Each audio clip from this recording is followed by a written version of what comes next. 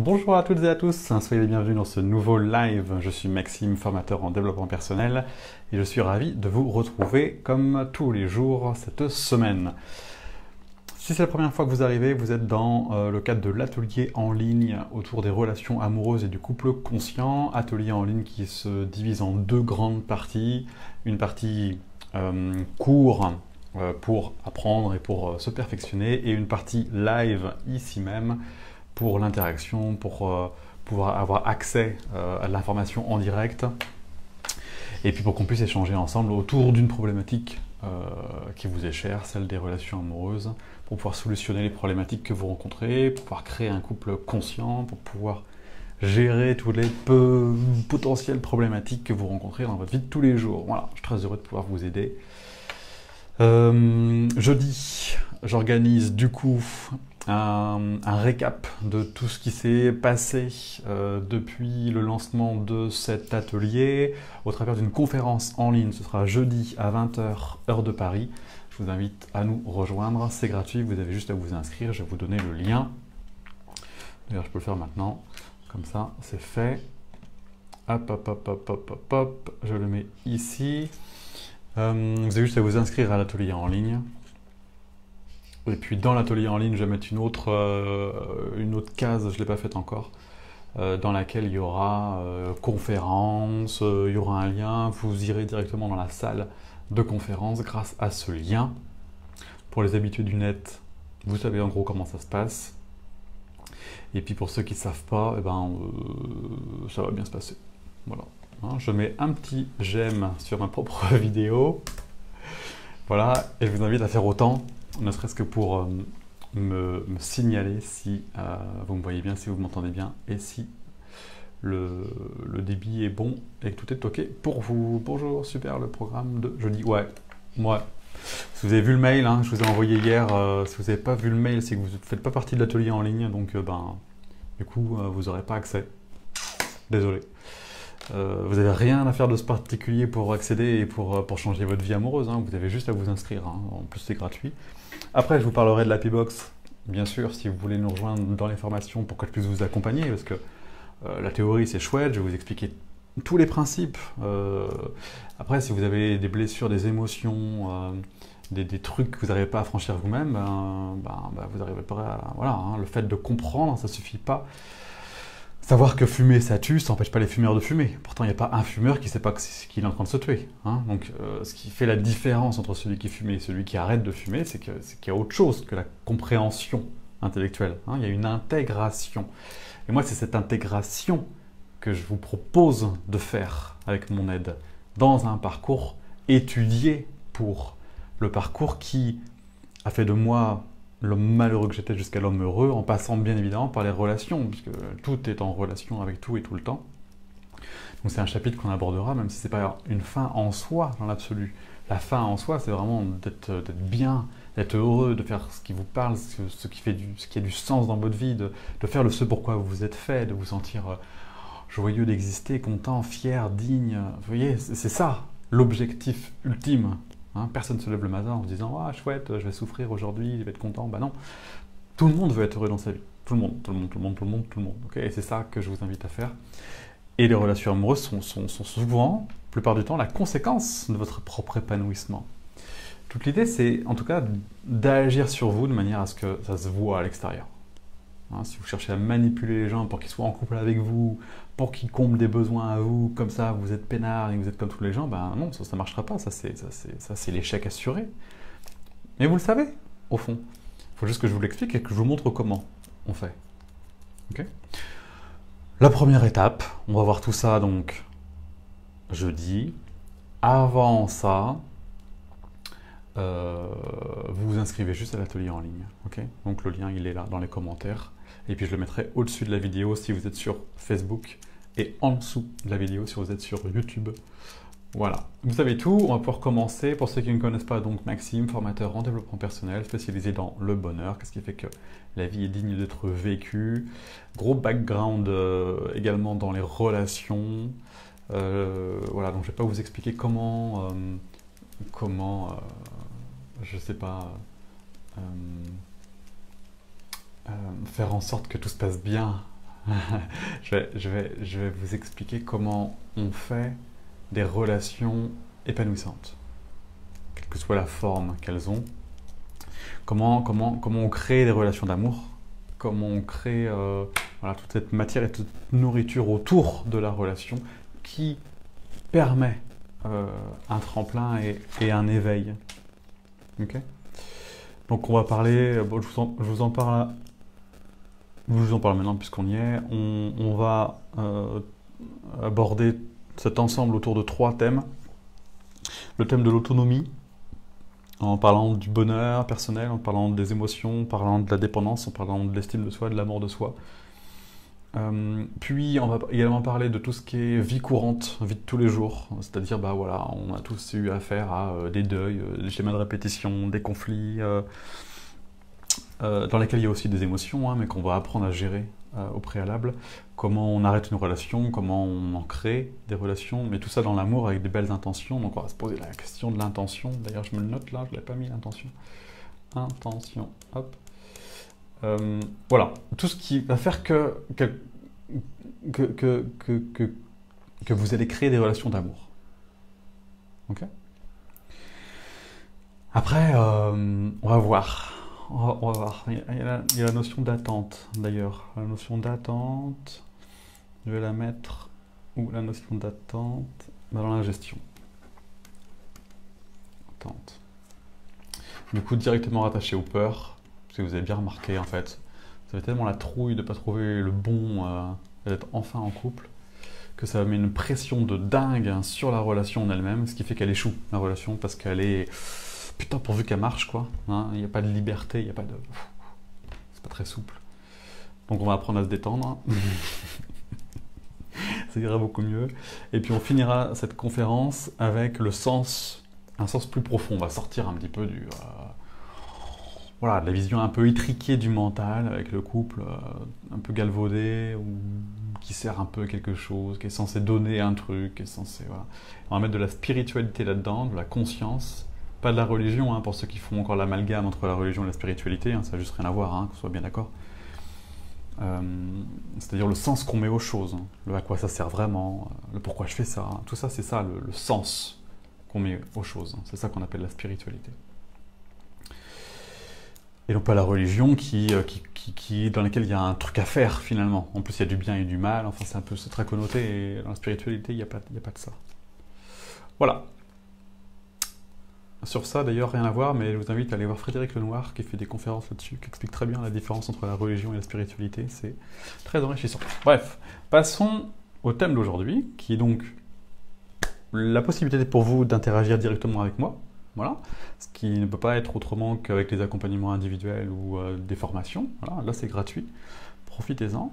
Bonjour à toutes et à tous. Soyez les bienvenus dans ce live. Coucou Mo, coucou Cendrillon, coucou Anne-Sophie, coucou Nadine, super le programme de jeudi, oui, coucou Amélie, coucou Letty et relations à distance. Et bon, on pourra en parler si tu veux, de relations à distance. Why not? Il n'y a pas de contre-indication à une relation à distance, tu vois.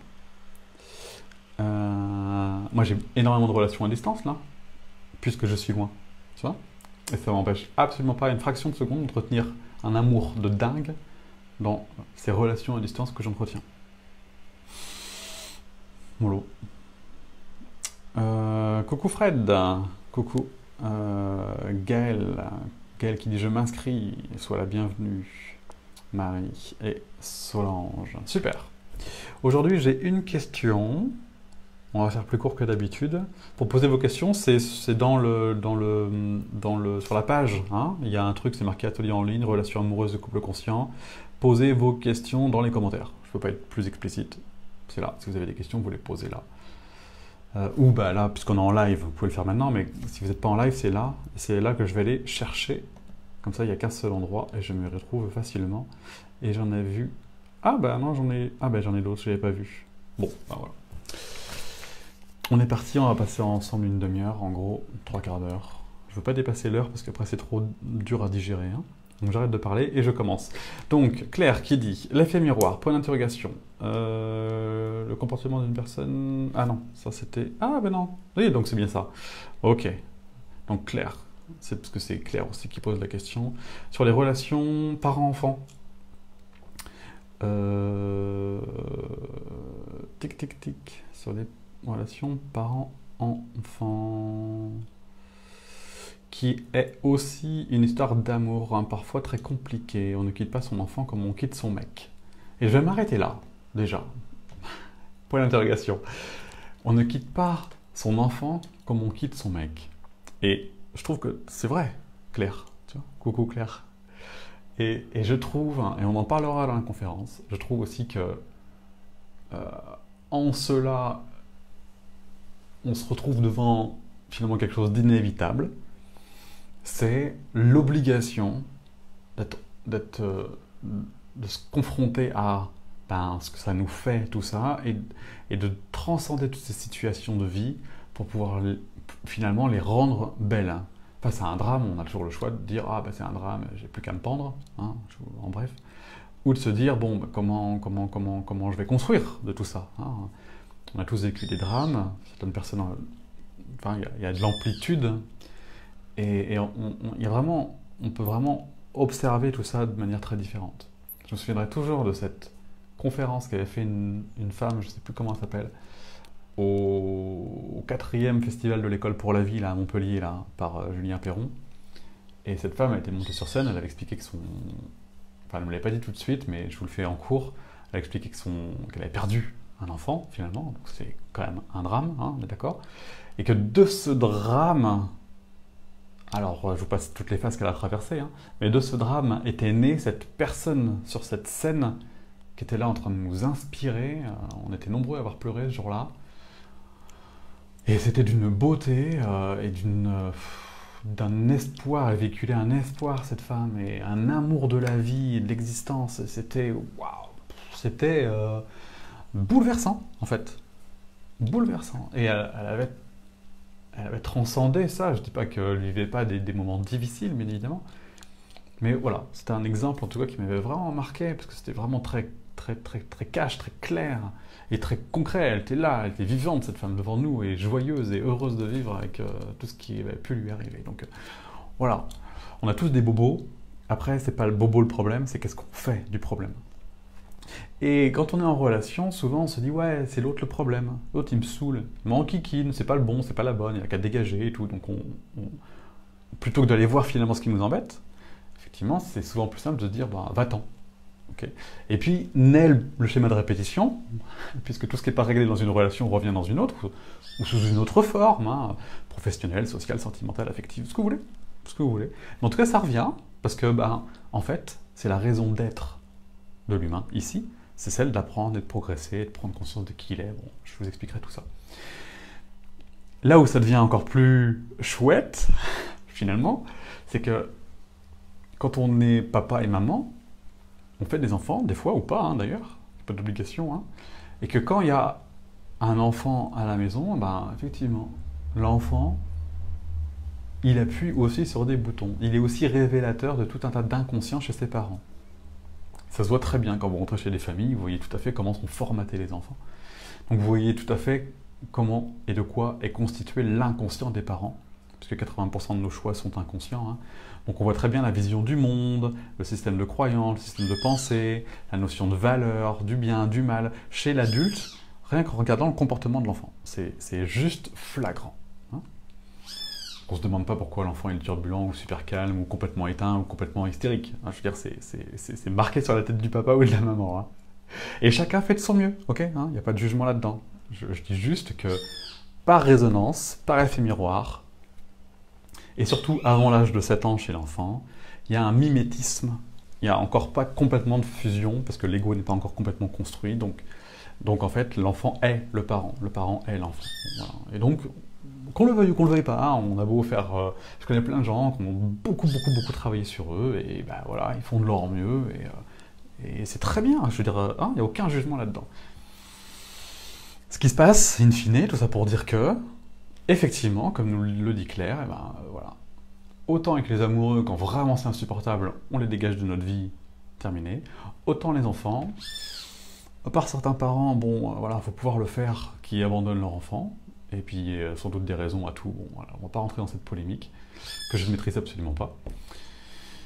Mais le reste du temps, bah, les enfants, ils sont là, et ils nous font évoluer, et ils nous font grandir. Et je trouve que c'est, malgré tout, finalement, si on se donne la peine, une très belle opportunité pour grandir et apprendre sur soi. Je continue la question de Claire après cet aparté qui me paraissait importante. Après une dispute violente, nous dit Claire, mon fils de 21 ans refuse de me voir sans me le dire directement, mais ne répond à aucun message depuis le 31 décembre. Je l'ai croisé dans la rue, il a été charmant, mais il y avait du monde. Cela m'avait redonné de l'espoir, mais plus de nouvelles,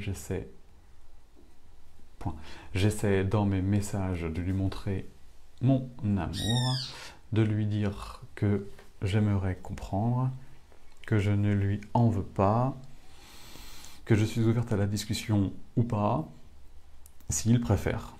Parfois,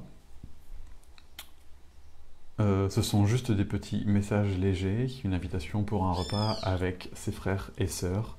3 petits points, silence. Aujourd'hui, c'est son anniversaire et je me dis que je devrais peut-être lui offrir comme cadeau de m'effacer complètement, de le laisser avancer sur son chemin, mais d'être là, le cœur ouvert, lorsqu'il le décidera. Je ne sais vraiment pas ce qui serait le mieux pour lui, vu qu'il ne s'exprime pas. Merci Maxime pour tes enrichissants retours. Et je trouve que tu dis 2 choses bien en fait. Il se passe un truc, tu vois. Bon, voilà.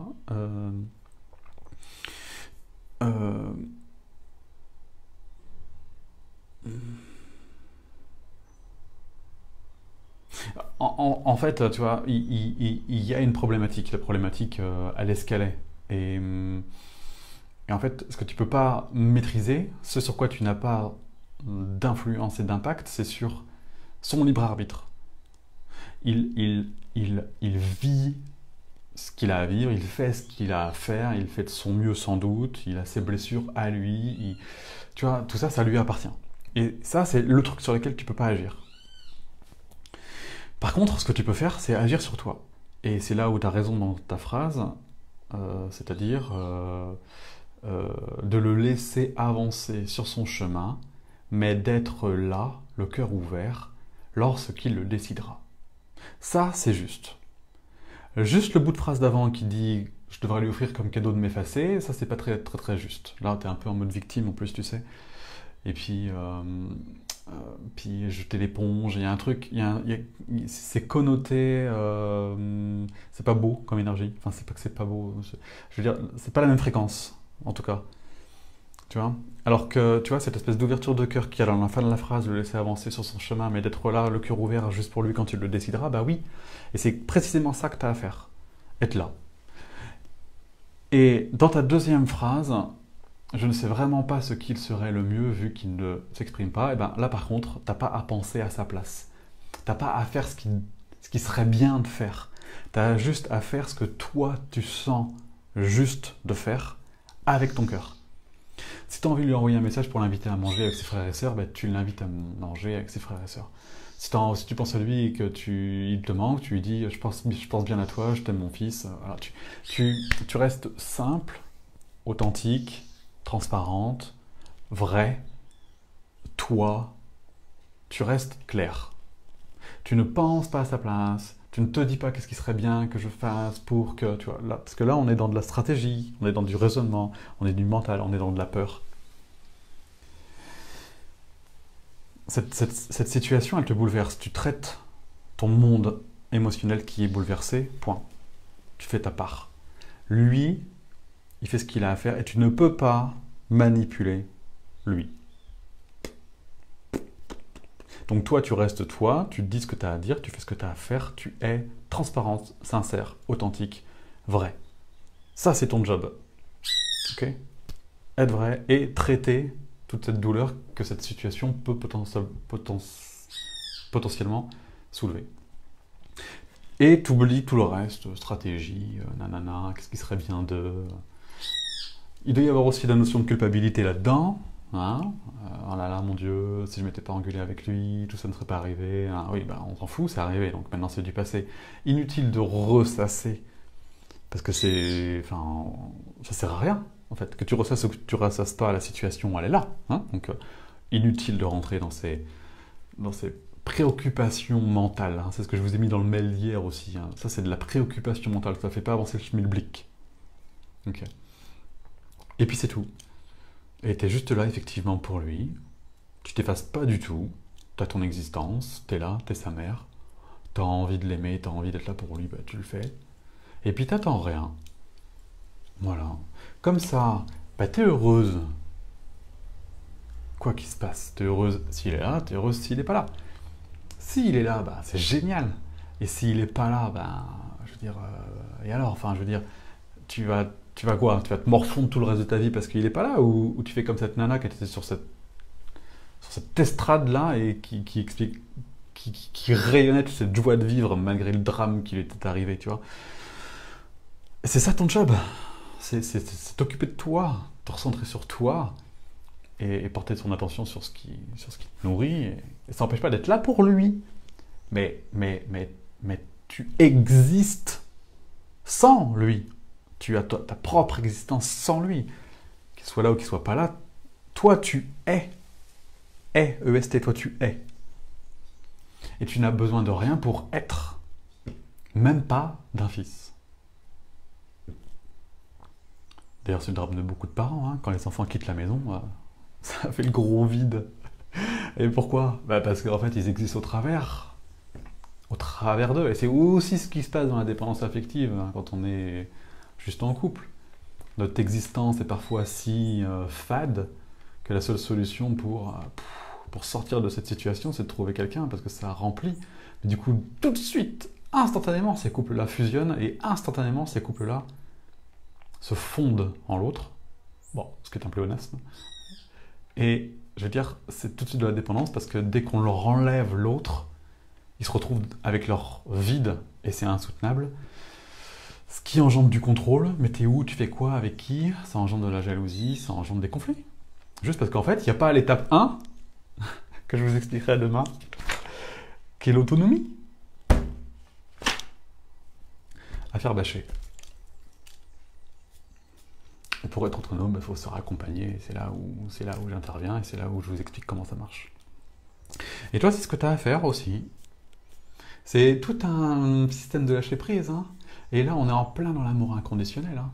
Je t'aime, mon fils, même si tu n'es pas là. Et même si tu m'en veux. Et même si tu me fais pas plaisir. Parce que finalement, t'es pas là pour me faire plaisir, t'es là pour exister, pour avoir ta vie. C'est pour ça que t'es venu sur Terre. Je comprends que ça puisse grincer, hein. Et en même temps, c'est comme ça que ça marche. Voilà, jeunes gens. Claire, si ça te va, tu nous dis. Et Karima, et les relations lorsqu'on a un handicap tel qu'une maladie auto-immune.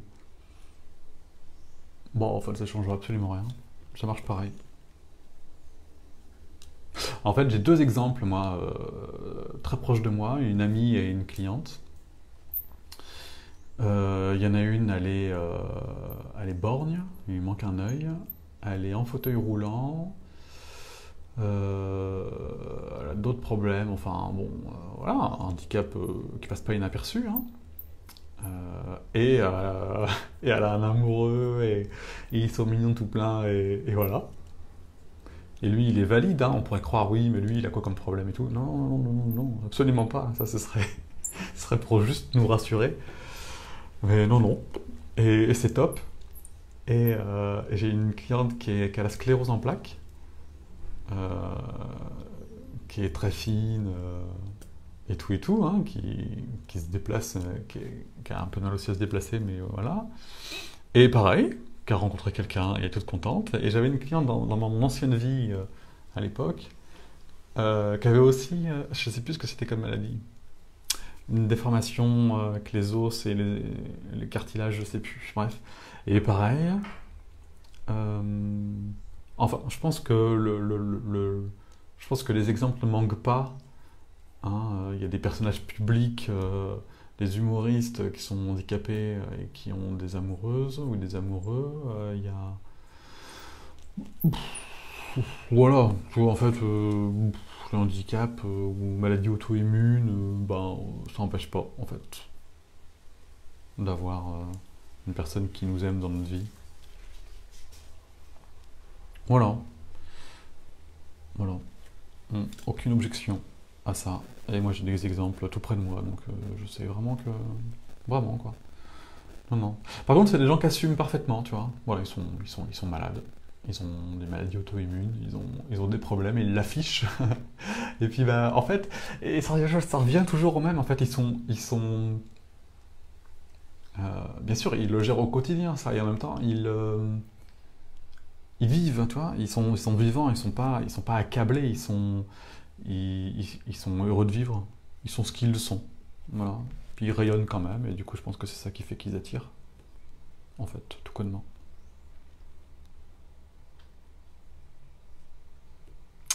Tac, tac, tac, tac. Donc on rejoint à l'étape 1, hein, autonomie, estime de soi, amour de soi, dépendance affective, capacité à être heureux, tout ça on en parle demain. Hmm. Il y a du monde émotionnel là-dedans. Hein. Puis il y a une croyance, il faut que je le rajoute aussi. Hein. Tu vois, là par exemple, la croyance c'est bah, je suis handicapé ou j'ai une maladie à la con, et du coup je peux pas rencontrer l'amour. Bah, si ça c'est pas une croyance de merde, je sais pas ce que c'est. Hein. Tu vois l'idée? Du coup, la croyance fait le mouvement, je pense ça, donc je parle comme ça, et donc j'agis comme ça. J'agis en mode, ben, personne veut de moi. C'est forcément pas la même attitude que j'agis comme je suis une bombe atomique. Tu vois? Mais ça fait, voilà. Émilie qui me dit si jamais je repose la question à laquelle tu souhaites répondre, si jamais je repose la question à laquelle tu souhaitais réponse, que fait-on? Alors attends, que fait-on quand on sait pas quitter quelqu'un ou voir l'autre refaire sa vie alors qu'on lui souhaite sans avoir un violent sentiment d'abandon qui prend aux tripes? Que fait-on quand on sait pas quitter quelqu'un? Ah oui. Ou voir l'autre refaire sa vie sans avoir un violent sentiment d'abandon. Ben non, non, mais cherche pas à l'éviter, le gros sentiment d'abandon, parce que de toute façon il est là, et... En fait, ça me semble pas incohérent. Ça me semble assez juste, finalement. L'autre s'en va, même si t'es contente pour lui, parce que dans l'absolu, effectivement, si tu l'aimes vraiment, ce que tu veux, c'est son bonheur, même si c'est sans toi. Donc, je trouve ça très, très beau de ta part. En même temps, dire que ça fait rien, ce serait juste mentir, ou être sous antidépresseur à haute dose, ou avoir fumé un joint de 4 mètres de long, ou être une machine. Enfin, je veux dire, c'est pas possible, tu vois, c'est humain. Enfin, tu peux pas ne pas te sentir abandonné, ou seul, ou triste à des moments pareils, tu vois. Ça, c'est normal. Je pense que la mauvaise attitude, c'est de lutter contre. Donc je pense que ce qu'il faut que tu fasses là, c'est d'accueillir pleinement ce sentiment. Pour, une fois accueilli, en fait, une fois que tu as accueilli ce qui t'embêtait, ben, il n'y a plus rien qui t'embête puisque c'est accueilli, tu vois l'idée? Donc s'il n'y a plus rien qui t'embête, ben, tu es en paix. Okay, il n'y a plus de résistance, d'accord? Et une fois que ben, tu tombes sur la paix, ben, tu es en paix, quoi, enfin, fin de l'histoire, tu vois? Et la situation, bah, du coup, tu es en paix, donc tu es en paix avec la situation, mais enfin, il n'y a plus de problème, du coup, tu vois. Ce qui pose problème, là, ce qui génère le problème, c'est de ne pas vouloir se sentir abandonné. Lutter contre son propre monde émotionnel. Du coup, tu crées une résistance. Tu t'opposes à ce que tu ressens, donc tu amplifies ce que tu ressens puisque tu t'y opposes. tu lui donnes de l'énergie. C'est sur quoi on porte notre attention grandit. Si tu portes ton attention sur je veux pas être abandonné, bah tu vois. Alors que si tu ouvres tes bras et tu dis oh je me sens abandonné et que tu accueilles ce truc, tu descends au fond de toi, tu descends, tu sais, genre l'accueil émotionnel là. Tu vas voir la petite fille intérieure, tu vas voir la petite Émilie là qui se sent abandonnée. Les oiseaux qui font la foire dehors. Si tu fais la paix avec cette petite Émilie là qui se sent abandonnée, enfin c'est pas que tu fais la paix avec Émilie, c'est que tu accueilles le problème et que du coup tu ressens de plus en plus la paix puisqu'il n'y a plus de résistance. C'est l'opposé de la guerre en fait. Et hop, tu tombes sur la paix. Il est parti avec quelqu'un d'autre. Il a refait sa vie, qu'est-ce que tu dis refaire sa vie, bah voilà, c'est super. Et t'es en paix avec, à force d'avoir accueilli ton monde émotionnel à toi, et voilà. Vois-tu, faut pas se tromper de cheval de bataille là, c'est-à-dire que ce que tu as à faire, c'est pas ne pas te sentir abandonné, ce que tu as à faire, c'est d'accueillir totalement, et parfaitement, et complètement, et intégralement, le sentiment d'abandon. Et là, tu seras libéré. Ça, clairement, on peut le faire ensemble. Hein. Tout seul, bon. Essaye, et puis reviens quand tu as besoin. Ok? Ça t'éclaire, Émilie? Le Golvan. Ah, Muriel, pardon. Muriel, bonjour Maxime. Ah, bah, super. Bonjour Muriel. Voilà, jeunes gens. Eh ben, c'est tout pour aujourd'hui. Merci pour vos questions qui sont toujours aussi riches. C'est vraiment très, très chouette de pouvoir échanger avec vous en direct comme ça. Demain, donc c'est la conférence. Du coup, je pense qu'on fera pas de live puisqu'on fera la conférence à peu près aux mêmes heures. C'est à 20h, hein, donc on fera pas le live, on fera directement la conférence. Quel jour on est? Mercredi. Ah non, c'est jeudi. Donc demain, demain on refait un live, voilà. Demain c'est mercredi, on refait un live, et hop, jeudi, on fait la conférence. Voilà, donc vous pouvez poser vos questions donc sur la page Heureux dans sa vie sur Facebook, et puis j'y répondrai demain avec plaisir. Voilà, jeunes gens. Inscrivez-vous à l'atelier donc en ligne pour pouvoir avoir les cours complémentaires, pour qu'on puisse en parler par la suite. Et puis j'ai confirmation hein, pour ceux qui ont Happy Box, la formation est disponible, ça y est, voilà. Donc n'hésitez pas à la rejoindre, et pour tous les autres, je vous explique jeudi comment en savoir plus à ce sujet, dans quelle mesure je peux vous accompagner et être parfaitement heureux, que vous soyez seul ou à deux. Voilà, coucou Christelle. Bon, je vous embrasse bien fort, et puis je vous dis à demain. Partagez ce live, cliquez ici pour recevoir les notifications en direct, cliquez sur j'aime, et puis c'est tout. Ok? Je vous embrasse. Ciao.